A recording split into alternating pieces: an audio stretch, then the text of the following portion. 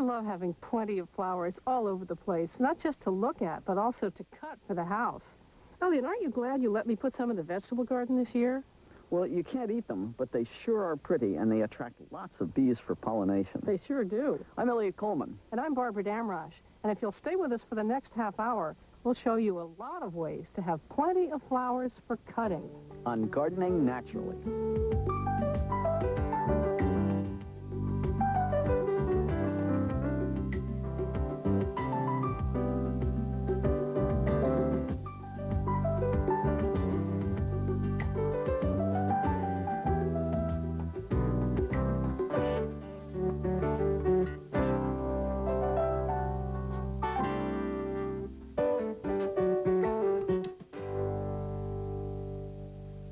The best way to have a continuous supply of flowers for the house is to have a nice perennial garden filled with long-stemmed specimens like this purple coneflower. It doesn't have to be a huge garden.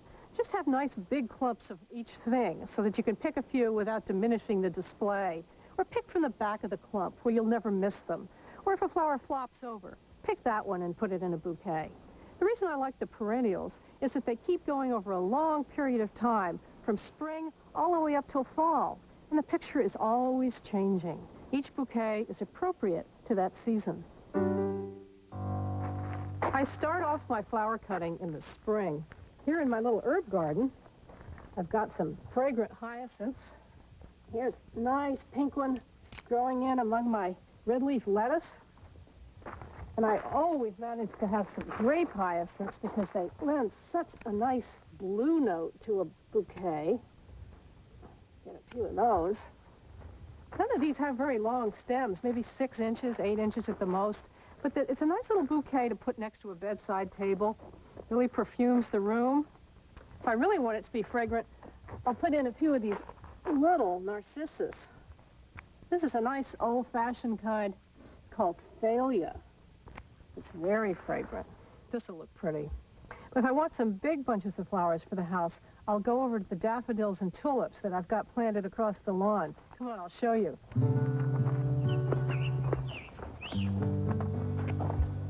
When I planned this flower border, I planted a lot of tulips and daffodils in the back so that they could bloom before the perennials in front of them get tall and block the view of them.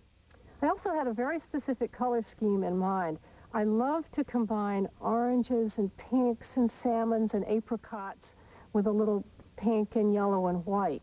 So that's what I've done with this combination here. This is a really flamboyant tulip, sort of a dark salmon color with yellow and orange on the sides. That'll be the strong color. And this tulip is strong too, but it's just a salmony pink. I think that blends very well. Cut a few of those. Now, for subtlety, let's take some of these daffodils. This has a beautiful pale apricot center. This is going to pick up the salmon and the tulips. And over here, there's a tulip that's very, very soft apricot with some salmon in the center and little green streaks on the sides. And that'll tone it down just a bit.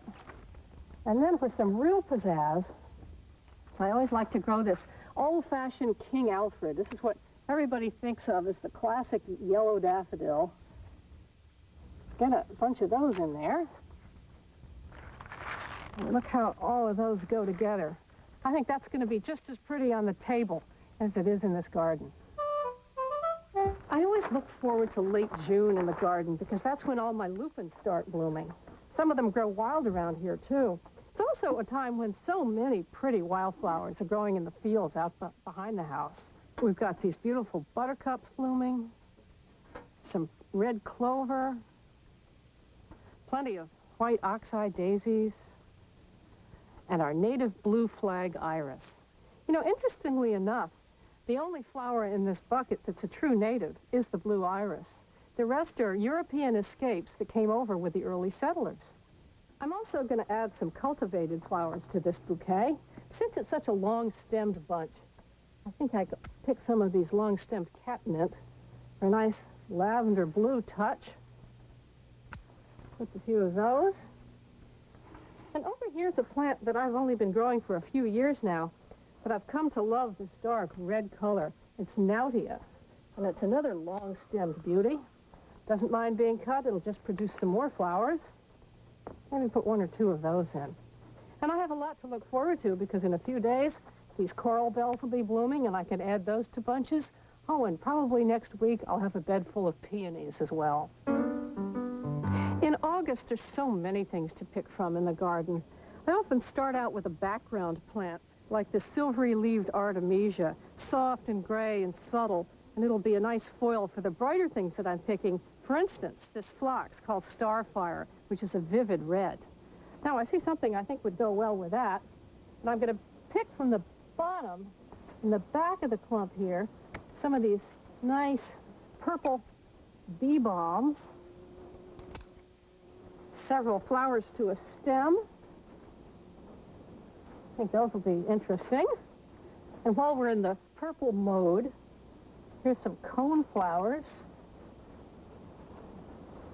Again, some floppy ones down here in the back where it won't make any difference, but I'm cutting them. And I love that because it has those reddish-orange centers. Okay. So we're going to inject a note of red-orange. Let's be really vibrant and go in the back of this helenium clump. Oh, yes. Sort of dark mahogany color. How's that? That's vivid. Okay, I think we need a softer accent. And I see a white spike here that would be just the right accent.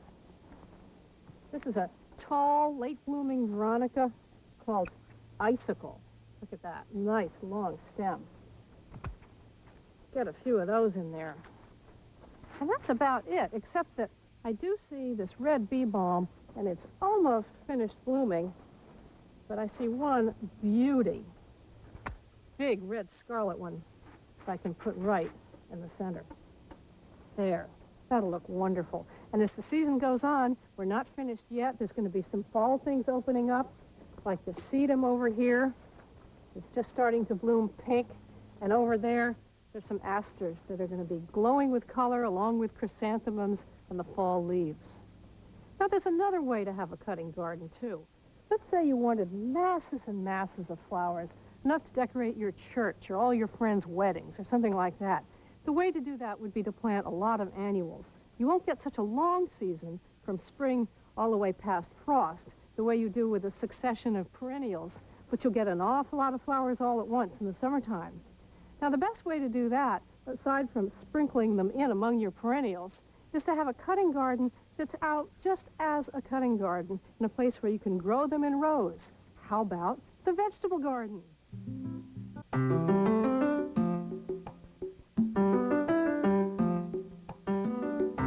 Let's call a spade a spade. This is a garden spade. And this is a shovel. And the difference between a spade and a shovel is in the angle at which the blade is attached to the handle and the shape, the curve of the blade.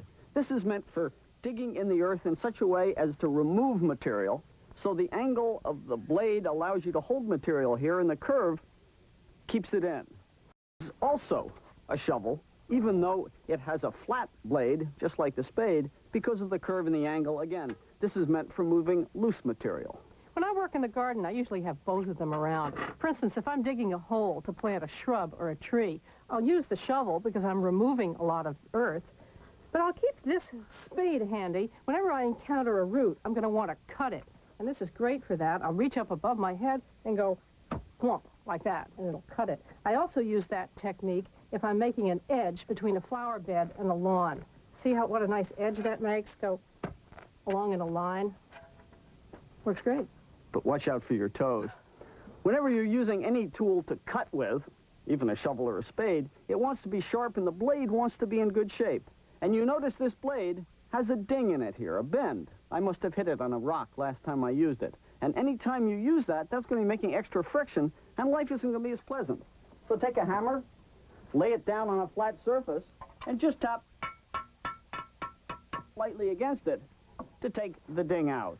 Then, as I said, they want to be sharp. There may be a few rough edges there. I'll just take out this folding diamond file and make sure that I do have a good, sharp tool. Because remember, you're pressing this into the earth or through sod, and it really is a cutting tool and wants to be sharp. This bright bower of color is a cutting garden that Elliot and I planted last spring in the vegetable area. Now, the way this works is that the rows are running east to west, facing south on a gentle slope. Now, I'm going to put the tall flowers in the back and then go down to the slightly less tall, medium height, short. Not for ornamental reasons, the way I do in my flower gardens, but just so they'll all get some sun as it's passing across the southern part of the sky. Your tallest ones are already up, Barbara. Well, they sure are. Look at that sunflower germination. Yeah, and they're just about the right spacing, although I would probably take out every other one. So they're each a foot apart. Yeah, right. Not bad. Now, these will be taller than I am. The next row down, I thought we'd put some cosmos here, Elliot. How tall does that get? Well, these will probably get 4 feet. Here, let me have those, and I'll space them out. Okay, good. And I'll be thinking about what to put in the next row down from that. I have some tall zinnias here, but I think maybe these snapdragons will be even taller. So, Elliot, let's put the snapdragons next. And those could probably go in 2 rows as well. They get pretty tall. How about 3 rows? I don't think so, because I'm going to pinch the growing tips of these. Let's do that before we plant them. Okay. And that will make them get bushier. And if they're bushier, I think 2 rows will do it. Maybe about 1 foot apart. 1 foot apart. You got it. How about that? I might put them a little further apart in the flower garden, but in a cutting garden, I put cut flowers quite close together. And that seems to get the best production. Okay, now we're ready for these zinnias. And these can go even closer together. I think, again, we will pitch the growing tips to make them bushy.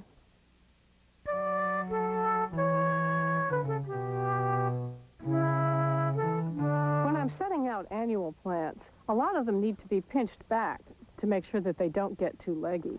Now, this little zinnia is formed a nice flower bud in the center, but I'm going to sacrifice that flower bud and pinch the whole thing back like that.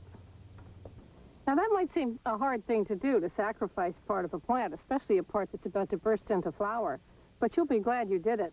Look at these marigolds that I pinched back a couple of weeks ago. You can see where that stalk was, the center stalk. And look at all the side branches and the buds that have resulted. There's now 4 flower buds where there would have only been 1. I sometimes do that with perennial plants, too, the ones that bloom late in the season, like asters and chrysanthemums. I'll pinch them back early, up until about the 4th of July, and then they'll get bushier by the time they're ready for bloom. This broccoli plant is the vegetable garden equivalent of pinching back.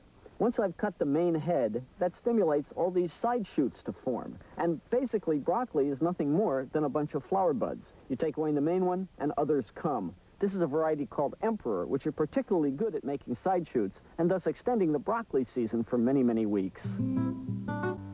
In the back of the garden here, we planted some tall cosmos. These are just great. They just keep blooming all summer long. I like to cut a spray of them with several flowers on them. I also like to have some of these humongous zinnias. This particular variety is Sunbow Mix. Look at the size of that. It'd be a great focal point for a bouquet. I had a lot of nice tall snapdragons, whites and a bronze color, and some of these pale pinks, but they're kind of going by now. And these larkspurs, too, are a little bit at the end of the season, but still a few to cut. This nice tall pink one is still good, and I love this purple type. Really enjoyed having those. Now, here's something I just tried this year called basket flower. The flower is really unique. Look at that fuzzy lavender flower. Might give that a try. Now, I always like to have some sunflowers for cutting. Sometimes you want a great big bouquet to stick in a fireplace that's not being used, or in the corner on top of a table. So I grow some of these big tall ones. But have you ever tried the dwarf sunflowers? Here's a row of them, several different kinds. This one is called Music Box, and it has an interesting ray. arrangement there with a dark maroon circle. Or this one, this is really one of my favorites. This is called Italian White, and it's a subtle yellow so that I can get that sunflower effect in a bouquet, but not such a bright yellow, if that's what I want. This spider flower has been interesting. It's kind of at the end of its blooming period right now, but it's very interesting the way it blooms. It opens in the center here, moving gradually up this stem, leaving seed pods behind. It's a great flower. Now over here, this has been my best discovery of the season, Verbena bonariensis. It has these tall, leggy stems with all the foliage at the bottom. So it towers over the garden, attracting bees like crazy, and it looks so nice in arrangements that I think I've put one in every bouquet I've done this season so far. Now this garden changes somewhat over the season. Some of the early things have already gone by, the Iceland poppies and the toadflax, and this Gadesha, just a few blossoms of this left, but it was great before. Now here's a late blooming flower that is really worth waiting for. This is called Tithonia, or Mexican sunflower. Normally these grow very, very tall. You could almost use them as a hedge. But I like to grow these dwarf varieties that grow maybe 2.5 feet tall. Isn't that an intense orange? That's good if you like really bright, fiery arrangements.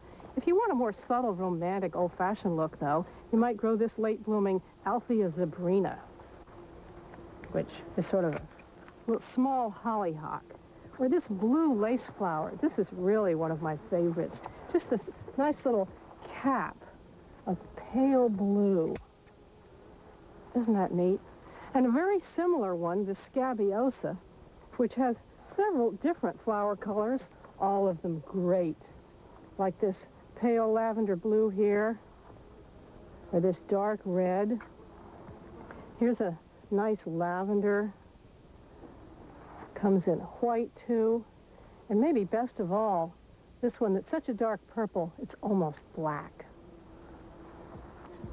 I also like to grow some flowers that work both as cutting flowers and drying flowers, like this lovely little Amelia here, or this Salvia viridis, or these straw flowers, also called helichrysum. And I always have a nice big bed of statice in shades of blue and purple. Notice I've staked these, but I haven't taken care to make that attractive. This isn't a display garden, it's a crop. Now here are two plants that I use as foliage accents or fillers. They're also good both fresh or dry. A Chinese herb. And here's a really interesting little plant called Bells of Ireland. Flower arrangers love this. You want to pull off the leaves to expose these little bells like that. And those will eventually dry to a papery consistency. So plant those if you have some room for them. But if you only have room for one flower for cutting, I recommend zinnias. This variety is called Cut and Come Again, and it's appropriately named because the more you cut it, the more flowers it produces. In fact, that's really true of this whole garden. And what could be better than a garden that just gets better and better the more you harvest it?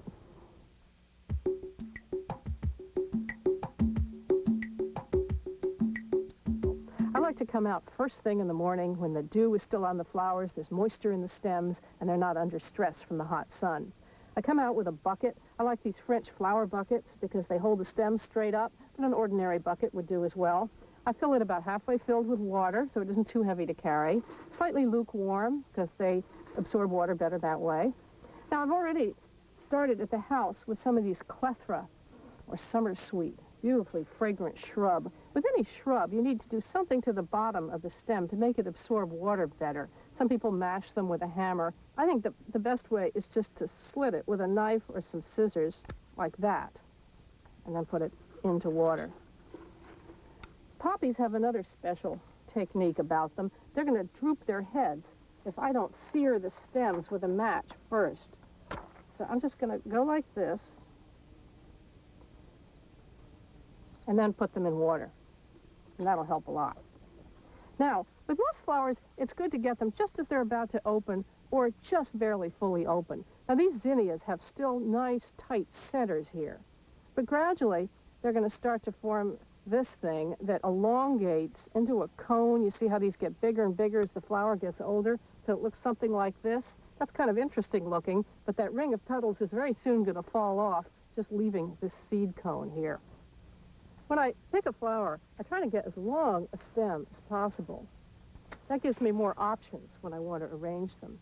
I usually cut on an angle like this so that when it rests at the bottom of the bucket or in the vase, it won't be fully on the bottom and it'll absorb water better. Sometimes you can even go and recut this underwater in a sink filled with water, and it'll absorb it even better. I like to take the leaves off the bottom so they don't decay in the vase. When I arrange these back at the house, I'll use lukewarm water again. Now, some arrangers use all sorts of fancy formulas to preserve the life of the flowers, 2 tablespoons full of sugar and a Tylenol or whatever. Now, I just think that leads to more decay of the stems and the leaves. So I'll just maybe add a tiny bit of chlorine bleach, say at the ratio of 1 tablespoonful per gallon of water, but even that isn't necessary. Barbara, that's a beautiful bouquet. Thank you, Elliot. There's a little of everything in here. There's flowers from the perennial bed and some from the cutting garden and even some wild goldenrod that's blooming now. What can you say about flowers like these? They speak for themselves. Well, let's let them do the talking. And so for now, goodbye and good gardening. Next on TLC, get started on easy home projects.